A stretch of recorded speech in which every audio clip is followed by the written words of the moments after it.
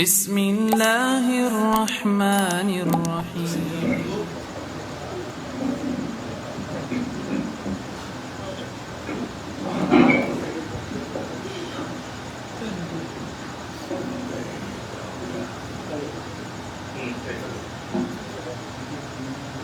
رحم اللہ من قرأ الفاتحہ.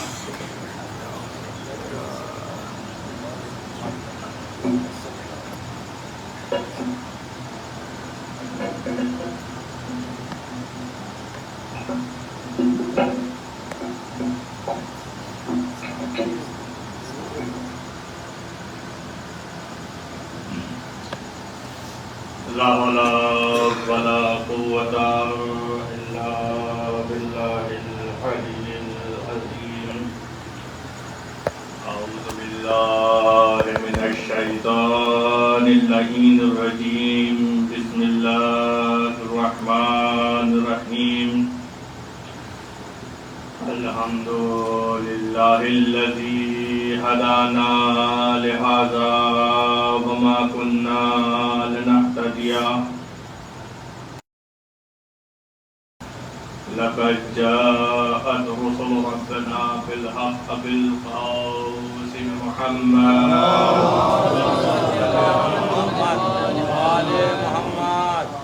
ثم الصلاة والسلام والتحية والإكرام على أهل بيته الطيبين الطاهرين المعصومين المظلومين المنتخبين المنتجبين ولعنة الدائمة على أعدائهم من الآن إلى قيام يوم الدين.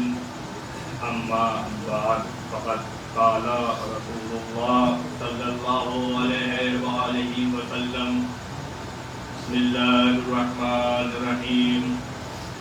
من مات ولم يعرف إمام زمانه مات ميتة جاهلية. محمد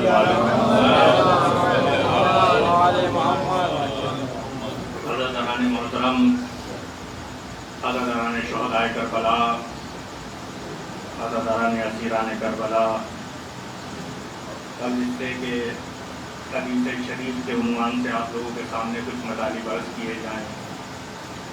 ایک مرتبہ سورہ حمد اور 3 مرتبہ سورہ اخلاص کی تلاوت فرما کر مرحوم سید نثار عباس نقوی، مرحومہ نفیس زہرا اور تمام مرحومین خانوادہ مرحوم نثار عباس نقوی جملہ مومنین و مومنات کو ارسال فرمائیں.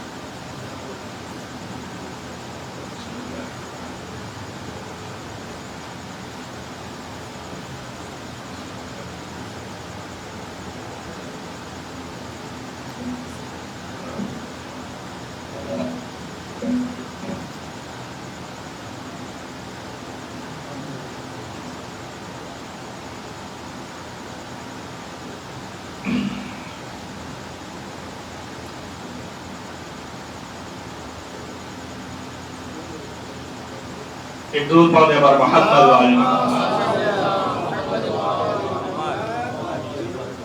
عزیزان گرامی، برادران ایمانی، اس حدیث شریف کا میں نے آپ لوگوں کے سامنے تلاوت کا شرف حاصل کیا.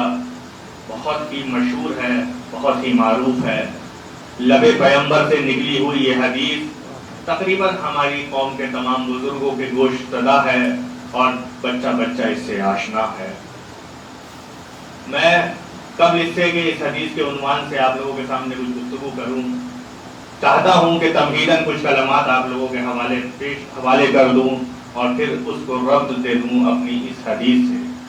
عزیزان گرامی، ہمارے بزرگ سب بہت اچھی طریقے سے جانتے ہیں کچھ باتیں جوانوں کے لیے ہیں اور خاص کر اس لیے ہیں تاکہ جوان اپنی ذمہ داری کو سمجھیں اور سمجھنے کے بعد اس کی طرف قدم اٹھائیں.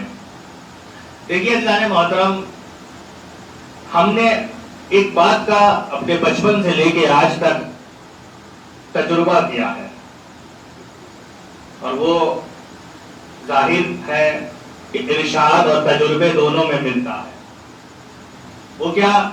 وہ یہ کہ بات کی اہمیت اور ارزش، امپورٹنس کسی بھی بات کی وہ تب بڑھتی ہے جتنا اس کا اثردار، اس متکلم ہوتا ہے، قائل ہوتا ہے. جتنا متکلم بلند ہوتا چلا جائے گا اتنی بات میں تاثیر بڑھتی چلی جائے گی. یہی بات ہے نا. ایک بچے کے اوپر ذمہ داری ہے، واجب ہے کہ وہ اپنے والدین کی اطاعت کرے، واجب ہے، واجب. سمجھ رہے ہیں؟ اس کے علاوہ کچھ اور نہیں ہے، واجب. لیکن ہاں اس کے اوپر یہ واجب نہیں ہے کہ وہ اپنے بھائی کی اطاعت کرے. سمجھ رہے نا؟ تو درجات میں فرق ہوتا ہے. اسی طریقے سے قول کے اثر بھی بدلتا چلا جاتا ہے. مثال کے طور پر ہم کہیں سے گزر رہے ہیں، چند لوگ کھڑے ہوئے ہیں، ہم گزرے وہاں سے، ہم نے ان لوگوں کو بات کرتے ہوئے سنا، تو وہ لوگ آپس میں نماز کے بارے میں بات کر رہے تھے کہ نماز پڑھو. کیا کر رہے تھے؟ نماز پڑھو. بے شک نماز پڑھنی چاہیے. ان الصلاۃ تنہی عن الفحشاء، کہ بے شک نماز تم کو برائیوں سے روکتی ہے. اب اگر تم دیکھ رہے ہو کہ تمہارے نفس میں، تمہاری ذات میں برائیاں ہیں تو نماز پڑھو. لیکن نماز پڑھنے کے بعد بھی برائیاں دیکھ رہے ہو تو اب روح نماز تلاش کرو. اس کا مطلب تمہارے پاس روح نماز نہیں ہے. بہرحال ایک گروپ تھا، ایک مجمع تھا، میں نے سنی بات، آگے بڑھ گیا. میں چاہوں گا کہ سب لوگ گوش زن رہیں، میرے ساتھ جڑے رہیں. ہم کوئی بڑے خطیب ذاکر تو نہیں ہیں، اور ہاں اپنی قوم کا جو مسئلہ ہے، جو ذکر ہے، اس کے اوپر ہم بڑے ہمیشہ اشک ریزہ رہتے ہیں. کیونکہ جو ہماری کوالٹی ہے نا، جو ہمارے ایڈریسنگ کوالٹی ہے، جو ہمارے اسپیکرز کی کوالٹی ہے، جتنی اسپیڈ سے وہ نیچے جا رہی ہے اس پہ ہمارے آنسوؤں کے علاوہ کچھ اور نہیں نکلتا ہے. کیونکہ ہم تو ظاہر سی بات ہے بڑے مشغلے ہیں، دنیا میں لگے رہتے ہیں، لیکن ہاں یہ ہم اپنی ذمہ داری، ذاتی ذمہ داری سمجھتے ہیں، اس لیے آپ لوگوں کے سامنے رونما ہو جاتے ہیں. مگر جو لوگ پرماننٹ کی ذمہ داری کو نبھا رہے ہیں، واقعاً ان سے ہمیں بہت گلہ اور شکوہ ہے. اور کوئی ایسی بات نہیں ہے کیمرہ لگا ہوا ہے میرے سامنے آگے بیٹھ جائیں. جتنے بھی علامہ ہیں، میں گنتی کے علامہ جانتا ہوں اپنے ہندوستان میں، واقعاً پتہ نہیں کون وہ ٹائٹل لیتا ہے. آج بھی مجھ سے ایک صاحب پوچھ رہے تھے کہ ان صاحب کو آیت اللہ کس نے کہا. میں نے کہا آیت اللہ کوئی سند نہیں ہے جو کسی کے حوالے کی جاتی ہے. میں نے کہا یہ تو ہماری عوام کی خوش مزاجی ہے کہ وہ القاب ایسے نچھاور کرتی ہے کہ جیسے کسی مجموعے میں تبرک بانٹ رہی ہو. یہ ہماری عوام کی خوش مزاجی ہے. خیر عزیزان محترم، کیا میں جو کہنا چاہ رہا ہوں، ایک مجموعے کے پاس سے گزرا، انہوں نے کیا کہا؟ نماز پڑھو.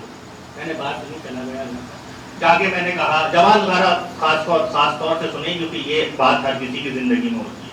گھر پہ گیا، میں نے ایسے ذکر کیا گھر پہ جا کے کہ ایک جگہ سے آ رہا تھا، کچھ لوگ کھڑے تھے، کہہ رہے نماز پڑھو. اچھا، گھر والوں نے سنی بھی انسنی کر دی. پھر میں گھر سے جب باہر نکلا تو جو ہمارے گاؤں کا چودھری تھا، جو گاؤں کا سرپنچ تھا، وہ ملا. اس نے کہا نماز پڑھو. تو میرے اوپر کچھ زیادہ اثر ہوا. کیوں؟ کیونکہ اس کا رسوخ اس مجمع کے رسوخ سے زیادہ ہے. ابھی چلو میں نے سوچا ہاں غور کریں گے. اب تو چودھری صاحب نے بھی کہہ دیا، سرپنچ صاحب نے بھی کہہ دیا. آگے بڑھے، مسجد کے امام مل گئے، انہوں نے بھی مجھ سے کہا نماز پڑھو. تو میں نے کہا اب تو یہ کوئی شرعی مسئلہ ہو گیا، کیونکہ مسجد سے نکلنے والا امام کہہ رہا ہے. میں کیا کہہ رہا ہوں جانے محترم، مسجد سے نکلنے والا امام کہہ رہا ہے کہ نماز پڑھو، تو اس کا مطلب کچھ شرعی مسئلہ ہے. اس پہ غور کرنا چاہیے. اب غور کرنے کے لیے کتابیں اٹھائیں. کتابیں اٹھانے کے بعد حدیث معصوم دیکھی، اس میں لکھا ہوا ہے نماز پڑھو. تو اب یہ بات وہ ایک مجمع کی نہیں رہ گئی، اب بات بڑھتے بڑھتے حدیث تک آ گئی ہے. میں کیا کہہ رہا ہوں جانے محترم، بات بڑھتے بڑھتے حدیث تک آ گئی ہے، کیونکہ اب وہی چیز لب معصوم سے نکل رہی ہے.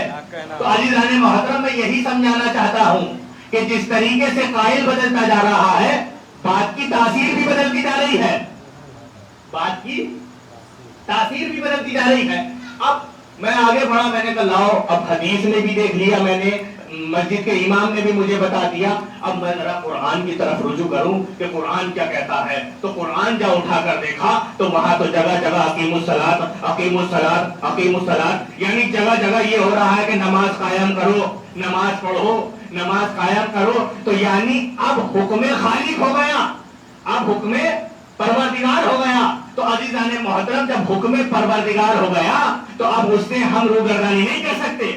تو عزیزان محترم معلوم یہ ہوا کہ سب سے اعلیٰ قائل، سب سے بڑا اسپیکر، سب سے بڑا بات کو کہنے والا وہ کون ہے؟ وہ اللہ کی ذات ہے. اور جو اس کی بات ہوتی ہے وہ کیا بنتا ہے؟ وہ قرآن کریم بنتا ہے. وہ قرآن کریم بنتا ہے. اور قرآن کریم پر عمل کرنا ہر فرد کی ذمہ داری ہے، ہر شخص کی ذمہ داری ہے. اب عزیزان محترم میں یہ سمجھ گیا کہ جو اللہ نے کہہ دیا اس کو ہم کسی دوسری چیز سے کمپیئر نہیں کر سکتے. اب اس کو ہم کسی دوسری چیز سے جوڑ نہیں سکتے، کیونکہ جو اللہ نے کہہ دیا وہ آیت بن گئی. اب عزیزان محترم جب آیت بن گئی تو اب ہم سے کوئی سوال کرتا ہے کہ ان مجلسوں میں آ کر تم علی علی کیوں کرتے ہو؟ ان مجلسوں میں آ کر تم حسن حسن کیوں کرتے ہو؟ ان مجلسوں میں آ کر تم ذکر اہل بیت کیوں کرتے ہو؟ تو میں ان سے پلٹ کر کہتا ہوں اگر ہمارے محلے کے کچھ لوگ کہتے کہ علی کا ذکر کرو تو میں نہیں مانتا. اگر ہمارا کوئی عالم کہتا علی کا ذکر کرو تو میں نہیں مانتا. حتیٰ کہ اگر کوئی بڑا آیت اللہ بھی کہتا کہ علی کا ذکر کرو تو میں نہیں مانتا. لیکن میں کروں کیا؟ جب میں نے قرآن اٹھا کر دیکھا تو قرآن میں سورہ حمد کی بسم اللہ کے بے کے نقطے سے لے کے والناس کی سین تک میں نے کچھ نہیں دیکھا. یا تو علی کی فضیلت دیکھی. ایک درود پڑھتے محمد. تو جیسے قائل بڑھتا چلا گیا ایسے ہی بات میں اثر بھی بڑھتا چلا گیا. اب عزیزان محترم یہ کمال خداوندی ہے کہ اس نے جب سمجھانا چاہا کہ دیکھو میں کس کی بات کر رہا ہوں تو اس کے جز پر، اس کے فعل پر اللہ تعالیٰ نے آیتوں کو نازل کرنا شروع کیا. ہم اور آپ بڑے ہی آسانی سے سن رہے ہیں لیکن یہ سلسلہ اتنے آسانی سے نہیں آیا. عزیزان محترم جب اس علی کی طہارت پر نگاہ گئی تو اللہ نے کہہ دیا انما یرید اللہ لیذھب عنکم الرجس اہل البیت ویطہرکم تطہیرا. کہ اہل بیت میں چاہتا ہوں کہ تم کو ایسے پاک کروں جیسے پاک کرنے کا حق ہے. کیا کہہ رہا ہوں محترم؟ جیسے پاک کرنے کا حق ہے. اب عزیزان محترم پریشانی یہ ہے کہ جیسے ہی لفظ اہل بیت آتا ہے ہم لوگ کمپیئر کرنے لگتے ہیں. کیا کریں عزیزان محترم؟ ہم لوگ کمپیئر کرنے لگتے ہیں کہ اہل بیت کیا فلاں کی طرح، اہل بیت کیا فلاں کی طرح. میں کہوں گا نہیں، اہل بیت ایک خالص طہارت کا نام ہے. کیا کہہ رہا ہے محترم؟ میں بچوں کے حوالے کروں گا ایک بات. اہل بیت خالص طہارت کا نام ہے. ابھی تو میں مقدمات میں چل رہا ہوں، اصلی گفتگو تو بہت آگے ہے. عزیزان محترم کیا مطلب؟ کہا کہ دیکھو تم اہل بیت کو، ذرا ہماری مجبوریاں سمجھے گا، کچھ تم اہل بیت کو کمپیئر کرنا چاہتے ہو فلاں چیز سے، فلاں شخصیت سے. تو ہم کہیں گے دیکھو فلاں شخصیت اپنی جگہ، اہل بیت اپنی جگہ. مثال سے سمجھو کہ دیکھو فلاں شخصیت ہے دودھ، اہل بیت ہے پانی. دودھ بھی پاک، پانی بھی پاک. میں کیا کہہ رہا ہوں محترم؟ دودھ بھی پاک، پانی بھی پاک. اب دودھ کا ایک بڑا سا تالاب بنا دو اور پانی کا ایک چھوٹا سا تالاب بنا دو. عزیزان محترم اب کوئی نجس ہوا نماز نہیں پڑھ سکتا. کیا کہہ رہا ہے محترم؟ نجس ہوا نماز نہیں پڑھ سکتا. اب اسے نماز پڑھنی ہے تو کہو اس سے کہ دودھ کے تالاب میں ڈبکی لگا دے. میں کیا کہہ رہا ہوں؟ ایک ایک پل کے حوالے کر رہا ہوں. دودھ کے تالاب میں ڈبکی لگا کے باہر آ جاؤ تو کیا پاک ہو جاؤ گے؟ تو ہر قوم کا عالم کہے گا کہ نہیں دودھ پاک ہے، پاک کر نہیں سکتا. میں کیا کہہ رہا ہوں محترم؟ دودھ پاک ہے، پاک کر نہیں سکتا. تو عزیزان محترم پھر کیا ہوا؟ کہا اسے پاک ہونے کے لیے پانی کی طرف جانا پڑے گا. تو عزیزان محترم معلوم یہ ہوا کہ خود پاک ہونا کافی نہیں ہے بلکہ دوسرے کو پاک کرنا بھی ضروری ہے. سمجھ رہے نا؟ دوسرے کو پاک کرنا بھی ضروری ہے. اسی لیے اہل بیت کی مثال پانی کی طرح ہے کہ جیسے ہی آپ نجس ہوں گے تو وہ آپ کو پاک کرنے کی بھی صلاحیت رکھتے ہیں. یہی وجہ ہے کہ کائنات میں کسی کسی اور کو نہیں کہا گیا کہ دل کی نفاقت کو پاک کرے گا، صرف ذات علی بن ابی طالب ہے۔ ارے دلوں کی نجاست اگر پاک کر سکتا ہے تو علی پاک کر سکتا ہے۔ یہی وجہ ہے کہ چہرہ بتا دیتا ہے کہ دل منافق کا ہے یا مومن کا ہے۔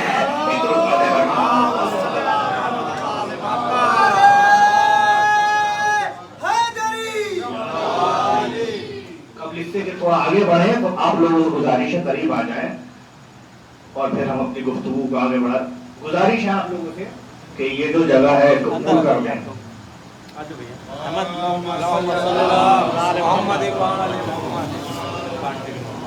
تو عزیزان محترم، یعنی اللہ تعالیٰ نے جب دیکھا کہ یہ ذات ہے تو اس کے ہر فعل کو قرآن بنایا، یہی نہیں بلکہ جب دیکھا کہ علی زکوٰۃ حالت رکوع میں ہے، ایک سائل آ گیا، علی نے زکوٰۃ دی تو آیت آ گئی۔ میں کیا کہوں گا، علی نے زکوٰۃ دی تو آیت آ گئی، کیا انما ولیکم اللہ ورسولہ الذین آمنوا الذین یقیمون الصلاۃ ویؤتون الزکاۃ وہم راکعون۔ یہ صرف اللہ ولی نہیں ہے، اس کا رسول ولی نہیں ہے، بلکہ وہ صاحبان ایمان بھی ولی ہے جو حالت رکوع میں زکوٰۃ دیتے ہیں۔ میں کیا کہہ رہا ہوں محترم، یعنی اس کی زکوٰۃ کو دیکھا تو بھی قرآن نازل کر دیا۔ اب اتنا بڑا مجمع میرا بیٹھا ہوا ہے، مجھے ایک سوال کرنا ہے، اللہ کے خزانے میں قرآن سے زیادہ قیمتی شے کوئی مجھے دکھا دو، بتاؤ نا۔ آج پوری امت مسلمہ موجود ہے، خانہ کعبہ بھی موجود ہے، مسجد النبی بھی موجود ہے، زمین آسمان تارے سورج کائنات سب کچھ موجود ہے، کہکشائیں موجود ہیں۔ اگر میں کسی مسلمان سے پوچھوں کہ اللہ کی سب سے قیمتی شے کیا ہے، اللہ کی سب سے قیمتی شے کیا ہے، تو کیا جواب ہوگا؟ جوانوں سے میرا سوال ہے، اگر میں پوچھوں کہ آپ کے سامنے موجودہ اللہ کی سب سے قیمتی شے کیا ہے، تو بتائیے کیا ہوگا؟ اتنی خاموشی، شاید مجھے لگتا ہے طاق پہ رکھا ہوا ہے کتاب خدا، قرآن مجید۔ تھوڑی سی مثال دے دوں، لا یمسہ الا المطہرون، بغیر وضو کے ایک حرف نہیں چھو سکتے چاہے شیطان کیوں نہ ہو۔ سمجھ رہے ہیں نا جانے محترم، قرآن میں لکھا ہوا لفظ شیطان بھی بغیر وضو کے نہیں چھو سکتے، اتنی مقدس ہے۔ خانہ کعبہ لے کر آؤ گے، کہیں نہیں ملتا کہ بغیر وضو کے خانہ کعبہ کی دیوار نہیں چھو سکتے۔ تو عزیزان محترم، جاہل سے جاہل مسلمان کو بھی معلوم ہے کہ ہمارے ہاتھوں میں اللہ کی سب سے قیمتی شے جو ہے وہ کیا ہے؟ قرآن مجید۔ کیا ہے وہ؟ قرآن مجید۔ عزیزان محترم، بے شک حقیقی اور مجازی ہر اعتبار سے اللہ کی سب سے قیمتی شے قرآن مجید ہے، قرآن مجید ہے۔ عزیزان محترم، یعنی محمد کے زمانے سے لے کے مہدی کے زمانے تک ہر مسلمان یہ مانتا ہے کہ اللہ نے سب سے قیمتی شے ہمارے حوالے قرآن مجید کی ہے۔ اب میں کہوں گا کہ تم قرآن مجید کو اہل بیت سے کبھی نہ ٹکرانا، کیوں؟ کیونکہ ارے اس گھر میں جب کچھ لوگوں نے 3 دن تک روزے رکھے تھے اور روٹیاں بانٹی تھی، تب بھی اللہ نے بدل میں کسی اور شے کو اتنا قیمتی نہیں پایا، ایک روٹی کے بدلے 3 آیتیں نازل کر رہا تھا۔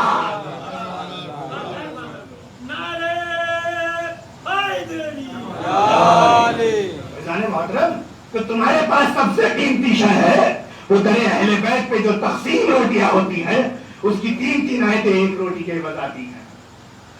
تو اسی طریقے سے جب اب اللہ نے اپنے اس محبوب بندے کی چیزوں کو دیکھتا گیا، آیتیں نازل کرتا گیا، آگے بڑھتے بڑھتے تلوار پر نگاہ گئی۔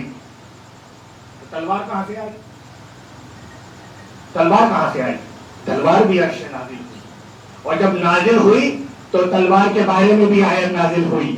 یعنی عزیزان محترم، اللہ تعالیٰ قرآن کو ایسے نازل کر رہا ہے کہ ایک طرف تو تمہیں چیز دے رہا ہے، ایک طرف تو تمہیں چیز دے رہا ہے، دوسری طرف سرٹیفکیٹ بھی دے رہا ہے۔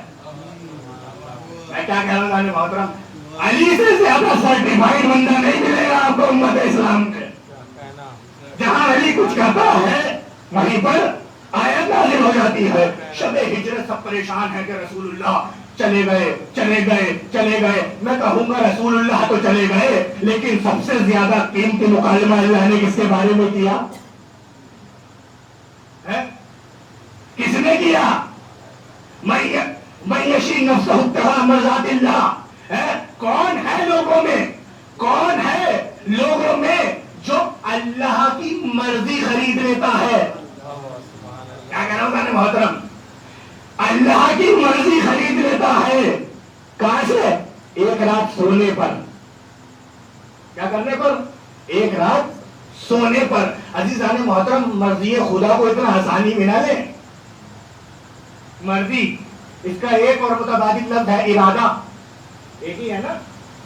میں آپ سے اگر کوئی چیز لوں، آپ سے پوچھوں، آپ کہیں گے کہ ہاں لے لیجیے، تو اب کیا کیا میں نے؟ اس چیز کے ساتھ آپ کا ارادہ بھی لے لیا نا.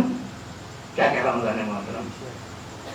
اب آپ نے کہا ہاں لے لیجیے، تو کیا مثال کے طور پر میں آپ سے موبائل لے لوں، مجھے فون کرنا ہے، ٹھیک ہے؟ آپ نے کہا ہاں لے لیجیے، ہم نے لے لیا موبائل. اب فون کرنا ہے اس میں، تو جب آپ نے اپنی مرضی دی تو پھر اتھارٹی دی نا. کیا کہنا چاہ رہا؟ اب مجھے جب کال کرنی ہے تو آپ نے مجھے ایک موبائل دیا اور اپنی اتھارٹی دی کہ ہاں میں کال کر سکتا ہوں، اس میں تصرف رکھتا ہوں. کیا کہہ رہا ہوں محترم؟ اور مرضی ہی کا ایک اور لفظ ہے ارادہ، اور دونوں عربی کے ہیں. پوری ذمہ داری سے پڑھ رہا ہوں. کیا ہے؟ دونوں عربی کے ہیں. اور شب ہجرت اللہ کی مرضی ٹرانسفر کہاں ہو رہی ہے؟ شب ہجرت اللہ کی مرضی، اللہ کا ارادہ جا کہاں رہا ہے؟ بھائی تفسیر اٹھا کر دیکھو تو معلوم یہ ہوگا کہ جس نے نفس بھیج کر اللہ کی مرضی خریدی ہے وہ کوئی اور نہیں بلکہ ذات علی ابن ابی طالب ہے. اب اگر مرضی کی مضبوطی دیکھنی ہے، مرضی کی خاصیت دیکھنی ہے تو قرآن اٹھا کر دیکھو، حدیث اٹھا کر دیکھو. قرآن کہتا ہے فَإِذَا أَرَادَ اللَّهُ بِشَيْءٍ فَيَقُولُ لَهُ كُن فَيَكُونُ. جب اللہ کسی چیز کو چاہتا ہے تو صرف، کیا کہہ رہا ہوں، جب اللہ کسی چیز کا ارادہ کرتا ہے، جب اللہ کسی چیز کی مرضی کرتا ہے تو صرف اتنا کہتا ہے کن، تو وہ ہو جاتی ہے. اب یہاں اللہ توضیح نہیں دیتا کہ میں نے کن کہا تو چاند اتنے دنوں میں بنا، میں نے کن کہا تو سورج اتنے دنوں میں بنا، میں نے کن کہا تو کائنات اتنے دنوں میں بنی، بلکہ اللہ کہہ رہا ہے میں تو کن کہتا ہوں اور چیز ہو جاتی ہے، میں کن کہتا ہوں اور چیز ہو جاتی ہے. بھائی اس سسٹم کے پیچھے جو سسٹم کام کر رہا ہے وہ ارادہ ہے، وہ مرضی ہے. اب اللہ کے ارادے اور مرضی سے سیکنڈوں میں پوری کائنات بن جاتی ہے. شب ہجرت اللہ نے وہ مرضی ٹرانسفر کر دی ہے علی کو. اب تعجب مت کرنا کہ وقت گزر گیا، سورج ڈھل گیا، علی نے اشارے سے کیسے بلا لیا.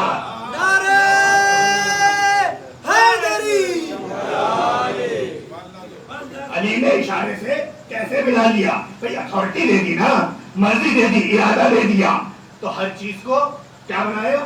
قرآن بنایا.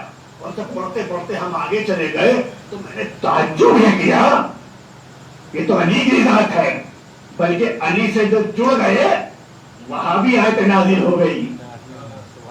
درود پڑھنے پر محمد علی سے جڑ گئے تو وہاں بھی آیتیں نازل ہو گئی. کیا؟ ایک جنگ ہوئی، اس جنگ کا نام ہے وادی النمل. کیا ہوا؟ 12,000 جوان اور بچے، سنے بزرگ میرے سب جانتے ہوں گے، مجھے معلوم ہے. 12,000 کفار ملحدین جمع ہو گئے. کمال دیکھو، علی کے لیے فضیلتیں کسی اور کے لیے لا کے تو دکھاؤ. بعد میں ہم تفسیر اٹھائیں گے، کم سے کم ترجمے سے ہم سمجھ جائیں کہ کہیں جا سکتی ہے آیت، ترجمے سے ہم سمجھ جائیں. ذات النمل، رسول اللہ کے پاس خبر پہنچی کہ 12,000 جمع ہو گئے ہیں. کیا ارادہ کیا ہے؟ علی اور محمد دونوں کو قتل کریں گے. اللہ اکبر. علی اور محمد دونوں کو قتل کریں گے، اور اگر دونوں کو قتل نہ کر پائے تو کم از کم ایک کو کریں گے. کیا کہہ رہا ہوں؟ یعنی کفار بھی اتنا شعور رکھتے ہیں، کفار بھی اتنا شعور رکھتے ہیں. ارے شعور وہ اس لیے رکھتے ہیں کیونکہ 40 سال تک محمد نے بھی علی کے آنے کا انتظار کیا تھا. معلوم تھا کہ محمد کا مشن آگے نہیں بڑھے گا جب تک علی نہ ہوگا. لہذا اگر مشن کو روکنا ہے یا تو دونوں کو قتل کر دو یا ایک کو قتل کر دو. اب اسی ارادے سے جمع ہو گئے. رسول اللہ کے پاس خبر پہنچی. سننا ہے نا میرے جوان؟ رسول اللہ کے پاس خبر پہنچی. کہا ایسے کھڑے ہو، وہاں جمع ہو گئے. رسول نے کہا ہاں تم بزرگ ہو میری قوم کے، جلدی آؤ. 4000 کا لشکر دیا، لے کے جاؤ. یہ لے کے گئے. اب جیسے گئے تھے ایسے ہی آ گئے. کمال یہ تھا کہ مسلمان بھی کوئی شہید نہ ہوا، پہلے ہی آ گئے. دوسرے صاحب آئے گا، ہاں تمہارے پاس بہت تجربہ ہے، تم بہت آگے ہو، تم لے کے جاؤ لشکر. ہم بھی چلیں گے خیبر کی طرف. لشکر لے کے پہنچے خندق کی طرف. اب جب پہنچے تو یہ بھی تھوڑا بہت لڑے پھر واپس آ گئے. بہت مشکل ہے. آزمائش جو ہے جنگ کی بڑی زبردست کی ہے ان لوگوں نے. آرائش ان کے جو لشکر کی بہت اچھی ہے. آ گئے واپس. کہا چلو اب ہم کل کسی اور کو بھیجیں گے. کیا کہہ رہا ہوں؟ اب جب کل کسی اور کو بھیجا، میں بتا رہا ہوں کہ حدیث سے جڑنے والی چیزوں کے لیے بھی ابھی آگے ہماری مجلس واقعی ہے. ابھی سے آپ اتنے خاموش نہ ہو کہ ہم ایک سال پھر انتظار کریں کہ آپ کو بیدار کر رہا ہے. ایک درود پڑھنے اور محمد والے یقین جانے ہماری آج مجلس پڑھنا بہت مشکل تھا. ہماری 9 مولود بیٹی ہاسپٹل میں تھی، لیکن ہم نے سوچا کہ پتہ نہیں کب نصیب ہو ہم چلے جائیں گے. بہت کم پڑھتے ہیں ہم، وہ والے علامہ ذاکر تو ہے نہیں جو لیکن ہاں آپ لوگوں سے گزارش ہے کہ بیدار ہو جائیں اپنے منبر کی طرف. بہت غلط طرف لے کے جا رہے ہیں یہ لوگ. علامہ لکھا ہوا ہے لیکن ان سے اہم تک نہیں پڑھنی آتی. میں جانتا ہوں پرسنلی ایسے بہت ساروں کو. تو محترم اس جنگ میں اب کیا ہوا؟ کل کو لشکر تیار ہوا 4000 لوگوں کا. کمانڈر کسے بنایا؟ علی بن ابی طالب کو. لے کے چلے اور وہ جو پہلے گئے تھے ان کو بھی ساتھ بھیجا کہ تم بھی جاؤ. وہ بھی گئے. اب علی ایک جگہ جانے کے بعد کہا ادھر کو چلو. علی نے یہ ترتیب بنائی کہ لشکر رات میں ٹریول کرے گا، دن میں سوگا. ان کو بڑا عجیب لگا کہ یہ علی کیا کر رہے ہیں. اب ایک جگہ جا کے جب علی نے کہا کہ راستہ چھوڑ دو جنگل کے راستے چلو، تو انہوں نے کہا یہ تو علی نے بالکل ہی الگ کر دیا. تو آگے آئے فوراً کہتے ہیں علی جنگل میں بھیڑیے ہوں گے، شیر ہوں گے. میں کیا کہہ رہا ہوں محترم، اس کو ڈرا رہے ہیں جو بستر رسول پر ایسی کیفیت میں سویا کہ چاروں طرف تلواریں چمک رہی تھی. بھیڑ ہوں گے، بھیڑیے ہوں گے، شیر ہوں گے. علی نے کہا نہیں ادھر سے ہی جانا ہے. علی نے لشکر لے کے گئے. ساری تاریخوں میں لکھا ہوا ہے. آگے چل کے کہا علی رک جاؤ، وہی راستے سے چلو، یہ راستہ صحیح نہیں ہے. علی نے کہا کہ نہیں ہم اسی راستے سے جائیں گے. اب عزیزان محترم علی پہنچے. پہنچنے کے بعد علی نے حملہ کیا. بچے بچے کے حوالے ہے جملہ میرا.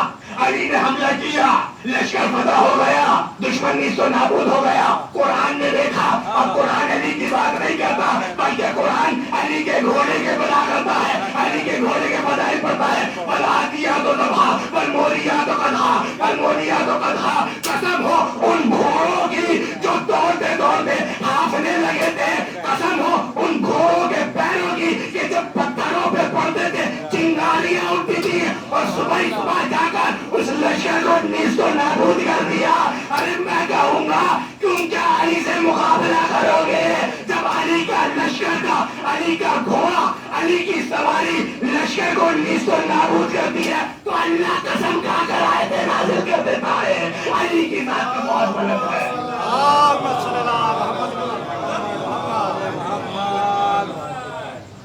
اسی چیز کو دیکھتے ہوئے ہمارے ایک شاعر نے کہا تھا بڑا غضب اسی موقع کو دیکھتے ہوئے کہ چنچل چمک کے چرخ پر چل چل مچل کے چل. چنچل چمک کے چرخ پر چل چل مچل کے چل. چہرے پہ گرد آئے وطین مر کے چل. چہرے پہ گرد آئے وطین مر کے چل.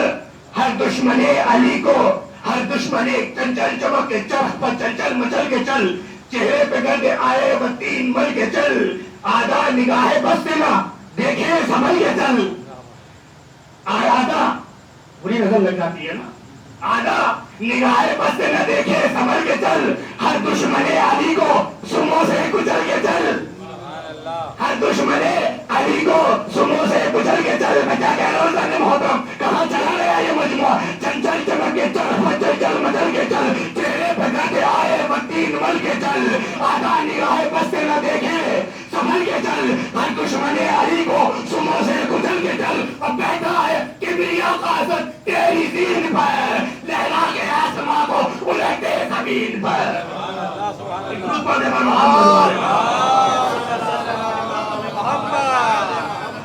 یہ کمال ہے علی کا کہ اس کے گھوڑے کے لیے بھی آیتیں نازل ہوتی ہیں.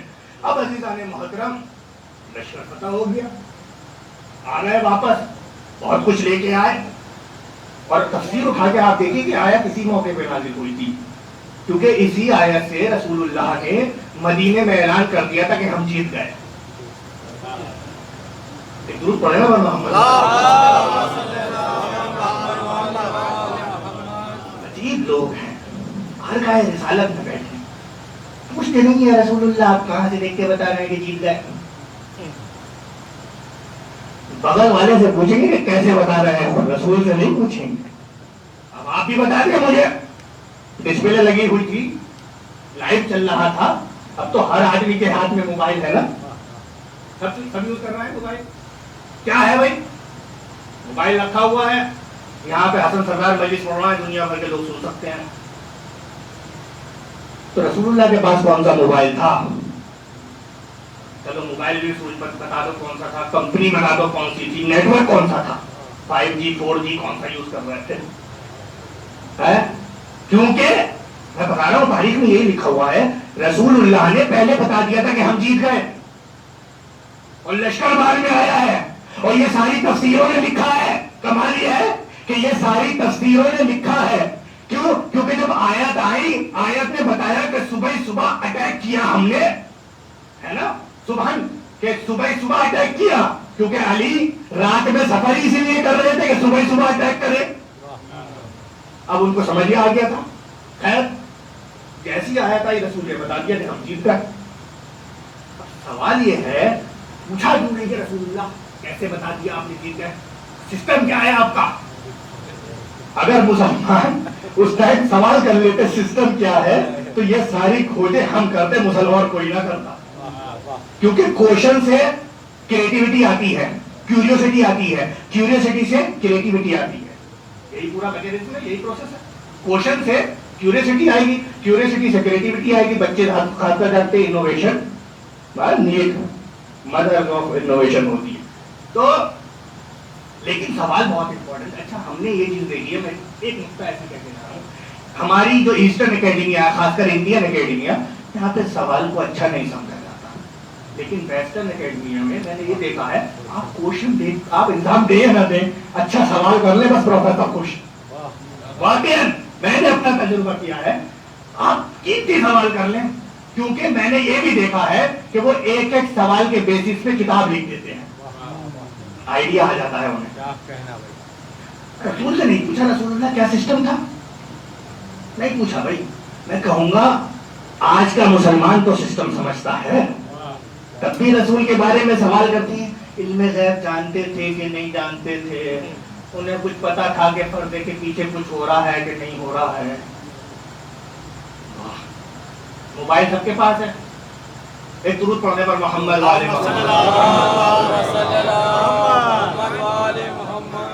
ایک مثال سے میں سمجھا دوں. ایک صاحب میرے پاس آئے بڑے ہی گاؤں میں رہتے تھے بیچارے کوئی دنیا سے کوئی کنیکٹیوٹی تھی نہیں ان کی. ان کا بیٹا باہر گیا اس نے سوچا ابا جان سے بات کریں ہم بچے اور جوان خاص طور پہ سنیں کیونکہ یہ بات جو مسئلہ آ گیا میں اس کو پیش کر دوں پھر آگے بڑھیں گے. بچے نے چاہا باہر گیا کہ میں اپنے ابا جان سے بات کروں نے موبائل بھیج دیا. اب یہ موبائل لا کر انہوں نے کسی کی مدد سے آن کر دیا. اب لے کے بیٹھے ہوئے ہیں کہ بچے کا فون آئے گا گاؤں میں لے کے بیٹھے ہوئے ہیں بچے کا فون آئے گا. ایک دن گزر گیا بچے کا فون نہیں آیا بڑے پریشان. اب کسی نے انہیں بتایا کہ آپ کو اگر موبائل سمجھنا ہے تو فلاں صاحب کے پاس جائیں، وہ موبائل چلاتے ہیں، وہ موبائل چلاتے ہیں۔ تو انہوں نے کہا ٹھیک ہے ہم وہاں جاتے ہیں۔ اب یہ وہاں گئے، جانے کے بعد انہوں نے کہا کہ جی میرے بیٹے نے باہر سے یہ موبائل بھیجا ہے اور کہا ہے کہ میں اس میں دکھائی دوں گا اور وہ مجھے دیکھے گا، بات کرے گا مجھ سے اور میری بات وہاں تک جائے گی، لیکن اتنی دیر سے لیے بیٹھا ہوں ابھی تک کچھ ہو نہیں رہا۔ تو انہوں نے کہا جناب ذرا دیں، دینے کے بعد کہا آپ نے اس میں تو سم لگایا ہی نہیں ہے۔ میں کیا کہہ رہا ہوں محترم، کیا موبائل آن کر کے بیٹھ گئے، نظر و فاتحہ دینے لگے کہ پیغام آئے گا اور اس میں سم لگایا نہیں ہے۔ تو انہوں نے کہا یہ سم کس بلا کا نام ہے، یہ کیا چیز ہوتی ہے؟ کہا جناب جب تک موبائل میں سم نہیں جاتا تب تک کوئی رابطہ قائم نہیں ہوتا۔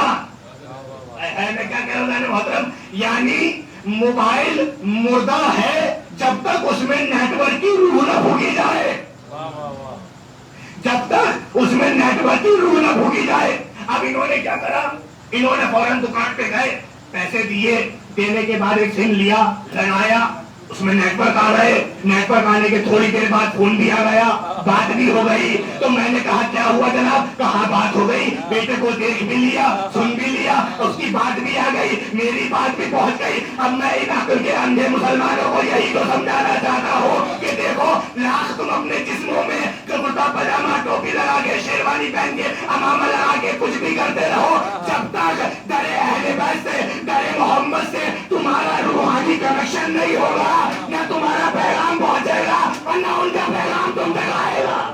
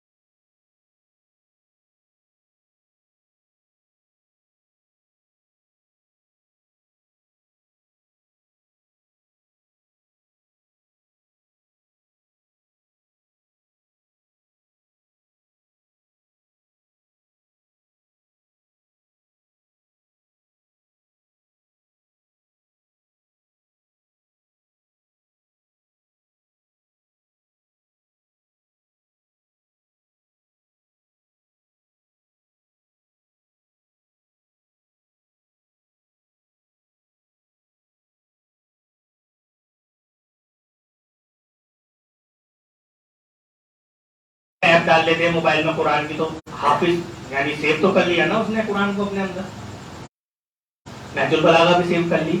مسئلہ یہ ہے کہ آپ کو اگر قرآن سے کوئی مسئلہ پوچھنا ہے تو کیا وہ ایپ آپ کو جواب دے گی؟ تھوڑا سا ایک سوال آ گیا ہے یہاں پہ، آپ کو قرآن کی فلاں آیت کا ترجمہ جاننا ہے یا قرآن کی فلاں آیت سمجھنی ہے تو کیا وہ ایپ آپ کو بتائے گی؟ حافظ قرآن ہے، حافظ نہج البلاغہ ہے، لیکن کیا آپ کی مدد کر پا رہی ہے؟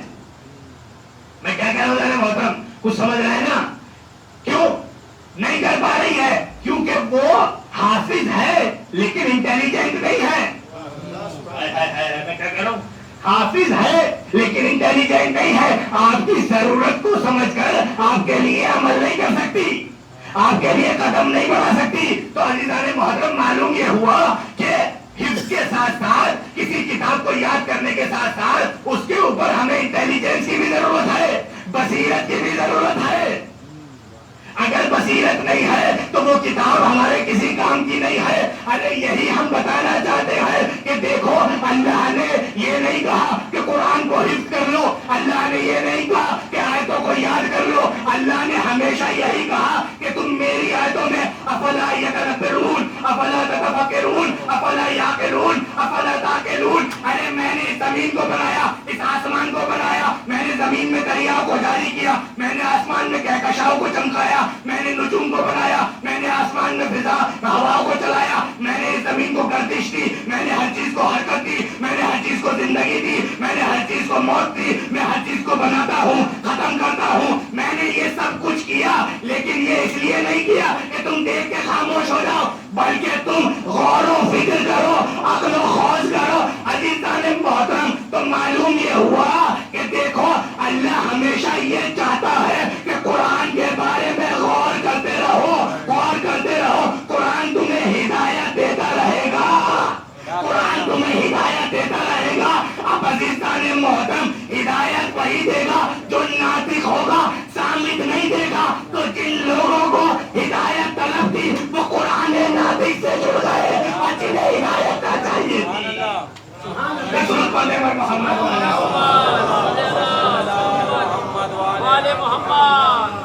یہ کمال ہے۔ اب عزیزان محترم، اچھا موبائل ان کے پاس موجود تھا، زیادہ دیر تو نہیں، پر تھوڑی سی دیر اور پڑ ایک آخری مرحلہ اور پیش کرنے پھر تمام۔ اب یہ 2 دن انہوں نے بات کری اپنے بیٹے سے، یہ ایک فرضیہ ہے، سمجھ رہے؟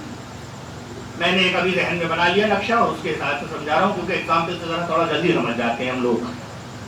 تو اس فرضیے کا آخری نقطہ میں یہ پیش کر دوں، والد صاحب کو اپنے بیٹے کے جو باہر رہتا تھا ودیش میں، اس سے بات کرتے کرتے 2 دن ہو گئے، جب دل چاہا فون ملا دیا، اٹھایا، بات ہو گئی۔ اب تو کوئی گنجائش ہی نہیں ہے کہ میں مس کر رہا ہوں، یاد کر رہا ہوں، جب دل چاہا ادھر سے بھی فون، ادھر سے۔ اتنی آسانی ہوتے ہوتے ہوتے ایک دن وہ خاموش ہو گیا، دوسرے دن پریشان ہو گئے، کیا ہوا اس میں؟ سارے طریقے سے انہوں نے اس کو دبایا، ڈھوڑا، کھولا، بٹن دبایا، سب کچھ کرا، لیکن خاموش، زندگی ختم ہو گئی۔ بڑے پریشان ہوئے، فوراً واپس انہی کے پاس گئے تو سارے مسائل حل کرتے تھے۔ کیا کہہ رہا ہوں، کیا کہہ رہا ہوں، کس کے پاس گئے؟ جو مسائل حل کرتے تھے۔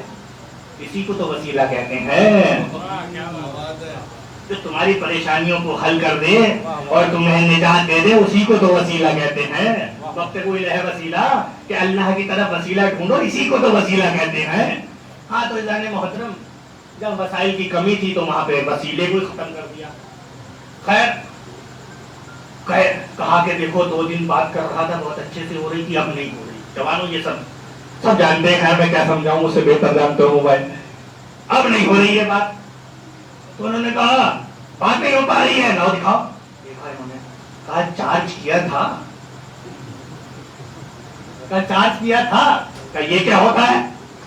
کہا دیکھو اس کے اندر ایک بیٹری ہوتی ہے جو اسے طاقت دیتی رہتی ہے، اور اس کی ایک مدت ہوتی ہے، اگر وہ مدت ختم ہو جائے تو اسے ہمیں چارج کرنا پڑتا ہے۔ میں کیا کہہ رہا ہوں محترم، اگر مدت ختم ہو جائے تو اسے چارج کرنا پڑتا ہے۔ چارج ہی تو کرنا پڑتا ہے۔ کسی کا موبائل ہے جس نے آج تک سے خریدا ہو، آج تک بیٹری چل رہی ہو؟ بتا دیں ذرا. کسی کا نہیں ہے نا, کسی کا ہو بھی نہیں سکتا. دنیا کے پاس وہی بدل نہیں ہے, الٹرنیٹو نہیں ہے پاور کا, انرجی کا, کہ جو مستقل چلتا رہے. بیٹری ختم ہو گئی تو کیا کرنا ہوا, کہا اس کے ڈبے میں جاؤ, وہاں پہ چارجر ہوگا, اس کو الیکٹریسٹی سے جوڑو. کہا اچھا, کہا ٹھیک ہے. گئے, ڈبے میں سے چارجر نکالا, الیکٹریسٹی سے جوڑا. الیکٹریسٹی سے جوڑنے کے بعد اس میں بیٹری آئی, پاور آئی, وہ آن ہو گیا. مطلب یعنی آپ کے پاس رابطے کا سسٹم بھی ہے, قرآن و نیٹ بلاغہ بھی ہے, آپ کے پاس کنیکشن بھی ہے, یعنی کلمہ ولایت علی ابن ابی طالب کی پوتے ہیں, یعنی آپ جڑے ہوئے بھی ہیں, لیکن پھر بھی ٹائم ٹو ٹائم چارج کرنا پڑے گا.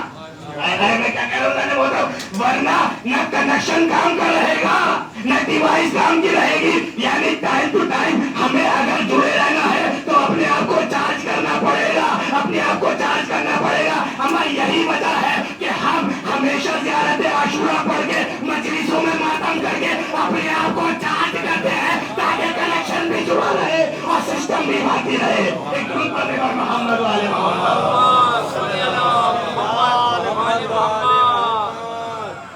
اب انہوں نے جیسی لگایا, موبائل چارج نہیں ہو رہا.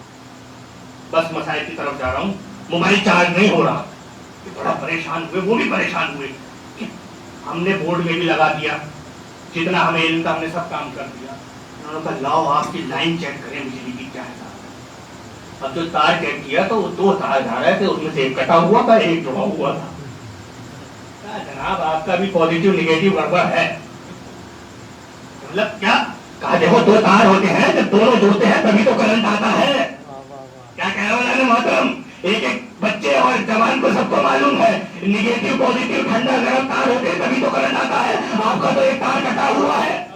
میں نے کہا یہ کیا بلا ہے, کہا یہی تو مسئلہ ہے کہ 2 تار ہوں گے تب کرنٹ آئے گا اور موبائل چارج ہوگا. بھائی یہ کیا ہے, کہا ایک ٹھنڈا اور ایک گرم. بھائی اللہ نے بھی یہی سسٹم بنایا.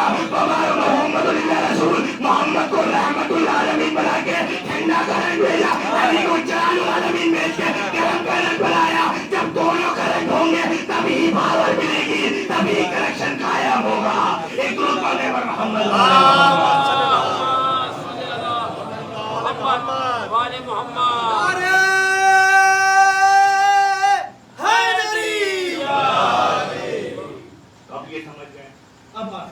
معلوم ہو گیا کہ جڑے رہنے کے لیے بہت ساری چیزوں کی ضرورت ہے.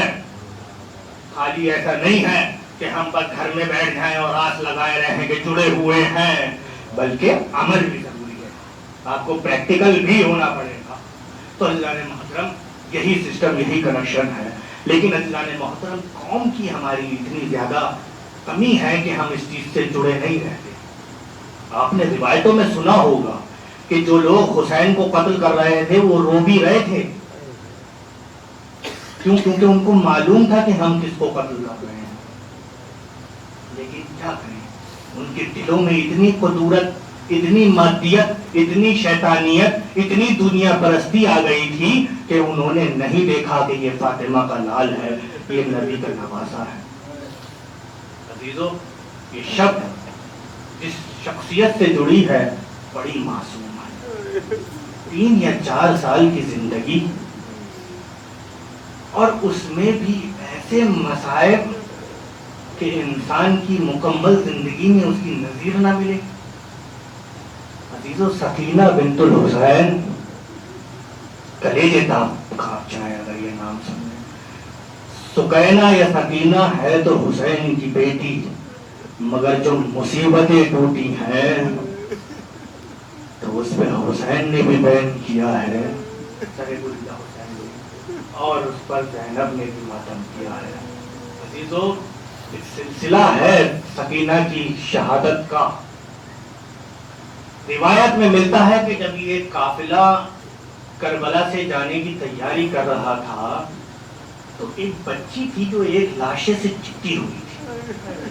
تصور شرط ہے عزیزو, میرے اندر اتنا حوصلہ نہیں ہے کہ میں بی بی سکینہ کے مسائل پہنچ سکوں. ایک بچی تھی جو ایک لاشے سے چپٹی ہوئی تھی. تو ایک شخص نے سوچا, ملائین میں سے تھا, کہ کہ ذرا جا کر تو دیکھو یہ بچی کر کیا رہی ہے، اس کو لے کر آؤ، ہمیں جانے میں دیری ہو رہی ہے۔ حاجی تو وہ قریب گیا، جانے کے بعد اس نے عجیب کیفیت دیکھی کہ بچی ہے عجیب طریقے سے بار بار ہاتھوں کو اٹھا رہی ہے اور اٹھانے کے بعد اپنی بغل میں دباتی ہے۔ میں نے پوچھا یہ تم کر کیا رہی ہو؟ اس نے کہا تمہیں دکھائی نہیں دیتا، میں حسین کی بیٹی ہوں، جب تک میرے بابا تھے تو مجھے ہمیشہ دیکھتے ہی اپنی بغلوں میں اٹھا لیا کرتے تھے۔ اب میرے بابا مجھے اٹھا نہیں رہے، لیکن میں اپنے بابا کے سینہ لگنا چاہتی ہوں، اپنے بابا کے ہاتھ خود ہی اپنی بغلوں میں لے رہی ہوں کہ بابا مجھے اپنے سینے سے لگا دیجیے۔ اللہ اکبر، کہ بابا مجھے اپنے سینے سے لگا لیجیے۔ ہاں دیکھو، اب جب سکینہ کو اپنے سکینہ لگی، جیسے ہی سینے سے جڑی، ایک مرتبہ بیان کرنا شروع کر دیا کہ بابا آپ کے بعد کیا کیا مظالم ہوئے، میرے گوشوارے چھین لیے، بابا میرے رخسار پہ تماچے مارے، بابا ہماری ردائیں چھین لی۔ عزیزوں وہ ملعون یہ سن رہا تھا، اور سنتے سنتے اس نے ایک مرتبہ سکینہ کا ہاتھ پکڑا اور اتنی زور سے جھٹکا دیا کہ مظلومہ اپنے بابا سے جدا ہو گئی۔ عزیزوں آپ کی صدائیں بلند ہو گئی ہے، جتنا ہو سکے سکینہ کو فرصت دے دے، کیا پتا ہم اگلے سال ہو یا نہ ہو، اگر ہو تو پھر ایسے ہی ذکر کریں۔ عزیزوں ایک مرتبہ سکینہ کو اب شتر کی پشت پر بٹھایا اور لے کر چلے۔ اگلی منزل جو کتابوں میں ملتی ہے وہ یہ ملتی ہے کہ ایک جگہ پہ جب یہ قافلہ پہنچا تو وہاں پر لشکر کو معلوم ہوا کہ یہ حسین کے چاہنے والوں کا گاؤں ہے، یہ علی کے چاہنے والوں کا گاؤں ہے، یہاں کبھی بھی حملہ ہو جائے گا۔ تو یہ لوگ بہت تیزی سے لشکر کو لے کے جانے لگے۔ تو جو ملعون تھا، جو پکڑے ہوئے تھا سکینہ کے شتر کو، وہ بہت تیزی سے لشکر کو لے کے جا رہا تھا، اور خولی کے ایک ہاتھ میں نیزہ تھا جس پہ سر حسین تھا۔ ایک مرتبہ سکینہ پشت سے گر گئی، اس نے بہت جلدی میں اٹھا کے سکینہ کو بٹھایا اور پھر لے کے چلا، اور جیسے ہی آگے بڑھا سکینہ پھر گر گئی، لیکن اس نے پیچھے مڑ کر نہیں دیکھا۔ ایک مرتبہ سر حسین اس کے ہاتھ سے چھوٹا اور زمین پہ گر گیا۔ اب یہ چاہتا تھا کہ سر حسین کو اٹھا لے، لیکن اٹھا نہیں پاتا تھا۔ جب بہت مجبور ہو گیا تو اس نے سید سجاد کو بلایا اور بلا کے کہا سید سجاد ذرا یہ بتاؤ کہ سر حسین کیوں نہیں اٹھتا ہے؟ ایک مرتبہ سید سجاد نے پشت کی طرف دیکھا، کیا دیکھا کہ سکینہ قافلے میں۔ جب اللہ عزیزو سدائے بلند ہوتا ہے، ارے یہ حسین کا مصائب ہے، ارے یہ فاطمہ کے لال کے مصائب ہے۔ عزیزو سکینہ قافلے میں نہیں ہے۔ ایک مرتبہ سید سجاد نے قافلے کو رکوایا اور سکینہ کو ڈھونڈنے نکلے تو کیا دیکھا؟ دشت میں پڑی ہوئی بچی غش آلودہ ہے۔ ایک مرتبہ سکینہ کو اٹھا کر کہا بیٹی چلو، تم دشت پر نہیں بیٹھتی، بابا کا سر آگے نہیں بڑھتا۔ عزیزو سکینہ کو لایا گیا، سر حسین بھی بلند ہوا۔ عزیزو ایک آخری منزل بھی آئی، اب سکینہ دربار یزید میں کھڑی ہے، سروں پہ چادر نہیں ہے۔ روایت بتاتی ہے کہ سکینہ نے اپنے چھوٹے چھوٹے ہاتھ اپنے چہرے پہ رکھے ہوئے ہیں، وہ سامنے ملعون یزید بیٹھا ہے، بیٹھ رہا ہے۔ جیسے ہی اس نے دیکھا اتنی چھوٹی بچی ہاتھوں کو چہرے پہ رکھے ہوئے ہے، فوراً پوچھا کہ تم اپنے چہرہ کیوں چھپائے ہو، تمہارے اوپر تو ایسا پردہ واجب بھی نہیں ہے۔ ایک مرتبہ سکینہ تھی حسین کی لاڈلی، بولی ہمارے یہاں پر سن سے بزرگی نہیں آتی، ہمارے یہاں سب برابر ہوتے ہیں۔ عزیزو کہا تم کون ہو؟ کہا میرا نام سکینہ ہے۔ کہا اچھا وہی سکینہ جو حسین کی لاڈلی ہے؟ ارے وہی سکینہ جو حسین کی لاڈلی ہے۔ عزیزو آنکھیں خشک نہ رہنے پائے، ارے زینب کے ساتھ یہ بچی بھی اس فرش میں موجود ہے۔ عزیزو ایک مرتبہ اس ملعون نے ایک تخت کی طرف اشارہ کیا، کہا کیا تم کچھ میوے کھاؤ گی؟ سکینہ نے کہا میرے بابا مجھے میوے کھلاتے تھے۔ اس نے تخت کو آگے بڑھایا، جیسے ہی سکینہ نے تخت لیا، ارے وہ کچھ اور نہیں تھا بلکہ سر حسین تھا۔ سکینہ نے سر حسین کو سینے سے لگا کے کہا بابا ہماری چادریں چھین لی. بس عزیزو آخری منزل ہے. اب حسین نے اب سکینہ کو سید سجاد کے ساتھ زندان میں لے کے جایا گیا. سکینہ بتاتے ہیں کہ سکینہ سو رہی تھی, خواب میں دیکھا کہ حسین آئے ہیں. کہا بیٹی میرے پاس آنے والی ہوں. عزیزو سکینہ اٹھ گئی اور بڑی زور زور سے رونے لگی. ارے تمام محل اٹھ گیا, تمام یزید کا محل اٹھ گیا. دربار میں غورام مچا. کہا کیا ہوا؟ کہا حسین کی بیٹی رو رہی ہے. ارے سر حسین کو لایا گیا. سکینہ بہن کرتے خاموش ہو گئی. سچے سجاد نے ہلایا, کیا دیکھا کہ بچی کی روح نکل گئی ہے. عزیزوں کچھ اور نہیں پڑھنا, بس ایک جملہ. ایک روایت میں ملتا ہے کہ غسالہ کو بلایا گیا. اس نے چاہا کہ سکینہ کے لاشے کو غسل دو. غسالہ بتاتی ہے ارے کوڑے کھاتے کھاتے, تازیہ نے کھاتے کھاتے سکینہ کا کرتا گوشت میں پیرس ہو گیا تھا. میں نے چاہا کہ کرتے کو بدن سے جدا کروں, لیکن جیسے ہی کپڑا اٹھاتی تھی سکینہ کا گوشت کپڑے سے چھوٹی سادہ جاتا تھا. ارے سکینہ کو اسی کرتے میں دفن کیا گیا. سکینہ اپنے بابا سے جا ملی. ارے مدینے کی شکل نہ دیکھ سکی, بیچ راستے میں اپنے بابا کے پاس پہنچ گئے. اِنَّ لِلَّهِ وَإِنَّا إِلَيْهِ راجِعُونَ. بقضاء تسليما لأمر ماتم حسين.